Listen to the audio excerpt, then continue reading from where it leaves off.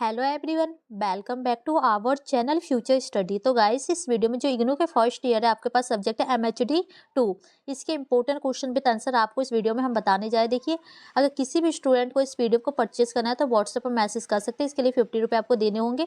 और ये जो आपके पेपर दिसंबर में होने वाले हैं उनके लिए काफ़ी अच्छे नोट्स है, जो कि आपके पेपर में इनमें से क्वेश्चन भी देखने को मिलेंगे। इसमें आपका क्वेश्चन नंबर जो फर्स्ट है उस क्वेश्चन का आंसर आपको हम बताने जा रहे हैं कि जैसे किसी भी जो पंक्ति होती है उसकी सापेक्षिक व्याख्या कैसे कर सकते हैं, संदर्भ सहित व्याख्या कैसे कर सकते हैं। आपके पेपर में इस टाइप के क्वेश्चन पूछे जाएंगे। 20 से 30 नंबर का क्वेश्चन इस टाइप का आपके पेपर में आ सकते हैं। तो हम आपको इस क्वेश्चन का आंसर बताएंगे। तो देखिए, आपके पेपर में इस टाइप का क्वेश्चन आएगा कि जो निम्नलिखित की जो सापेक्षिक व्याख्या कीजिए या संदर्भ सहित व्याख्या कीजिए। और ये वाली इस टाइप की आपके पेपर में पंक्ति दी जाएगी। जरूरी नहीं कि सिर्फ यही पंक्ति है, इसके अलावा कुछ और भी आ सकती है।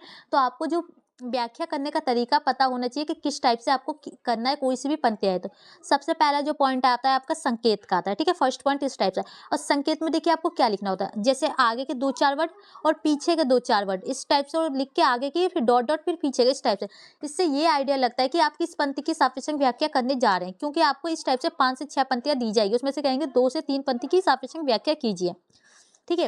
और सेकंड पॉइंट देखिए क्या आता है। सेकंड में आपको प्रसंग लिख सकते हैं या इसकी जगह संदर्भ लिख सकते हैं, दोनों का मतलब एक ही है, कुछ भी आप लिख सकते हैं। ठीक है, तो इसमें आपको यही बताना होता है इसमें कि जैसे एक परिचय होता है ना, उस टाइप से आपको इसके अंदर बताना होता है कि इसमें क्या बताया जा रहा है। जैसे कि आपको यहाँ आपकी पंक्ति क्या है, वह हंसी बहुत कुछ कहती थी फिर भी अपने में रहती थी, सबकी सुनती थी, सहती थी, देती थी सबके।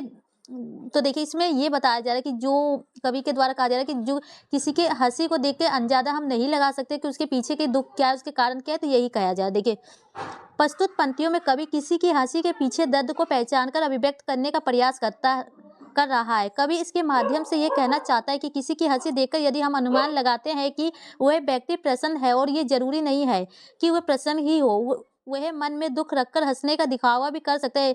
इसी को समझाते हुए कवि कह रहे हैं।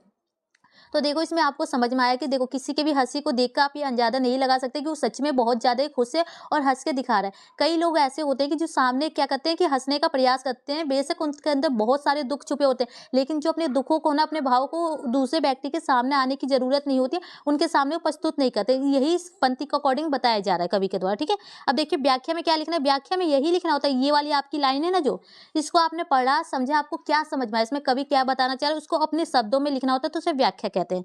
तो देखिए, व्याख्या में आप क्या लिख सकते हैं, वह हंसी बहुत कुछ कहती है, अर्थात वह उन्मुक्त हंसी नहीं थी। मतलब ये कह सकते हैं कि जो वह हंसी है बहुत कुछ कहती है, लेकिन वो सच्ची में जो उनके अंदर से जो खुशी होती है ना, वो नहीं है।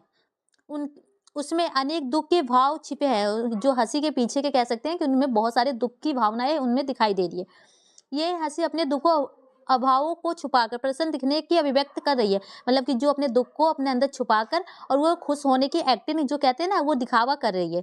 ऐसा लगता था कि इस हंसी द्वारा सामने वाले की बात पर पूरी तरह ध्यान देकर हंसा रहा है। अब देखो, उनको ऐसा लग रहा है कि जैसे सामने वाला कुछ कह रहा है, उसकी बातों पर हम हंस रहे हैं, पूरी तरह उसके ध्यान दिए जा रहे हैं, परंतु ये सत्य नहीं है। तो ये बताया जा रहा है सत्य, ये गलत है, सही मतलब नहीं है। सबकी ओर ध्यान देते हुए भी, सबकी बात सुनते हुए भी हंसने वाला व्यक्ति अंदर ही अंदर घुट रहा है। मतलब कहा जा रहा है कि जो अंदर से अंदर वो घुट रहा है, उसके अंदर दुख की भाव आपको देखने को मिली, लेकिन सबके सामने वो खुश होने की एक्टिंग कर रहा है, परंतु किसी के सामने अभिव्यक्त नहीं होने दे रहा है। मतलब अपने दुखों को किसी के सामने नहीं लाने दे रहा है, क्योंकि इस हंसी ने ही उसके दर्द को छिपा रखा है, और संसार हंसी के कारण ही उसे सुखी समझकर उसके व्यवहार कर रहा है। तो क्या कह रहे हो, जो ये हंसी के पीछे उसने अपने दर्द को छुपा रखा है, और जो संसार को क्या लगता है कि इतना ज्यादा खुश है और अच्छे व्यवहार भी कर रहा है लोगों के सामने, कि हंस के दिखा रहा है। कभी कहना चाहते हैं कि हंसी वही गुण है जो बड़े से बड़े दुख को भी दबाने और साहस करने के साथ ही किसी के सामने अभिव्यक्त होने से भी रोक सकती है। तो कवि के द्वारा ये कहा जा रहा है कि जो हंसी एक ऐसा चीज है जो इसके द्वारा अपने दुखों को हम छुपा सकते हैं, और किसी के भी सामने हम अपने दुख को छुपा के हंस के दिखा सकते हैं। ठीक है, तो ये इसकी व्याख्या आप देखिए, जो विशेष लिखना होता है 4 पॉइंट में।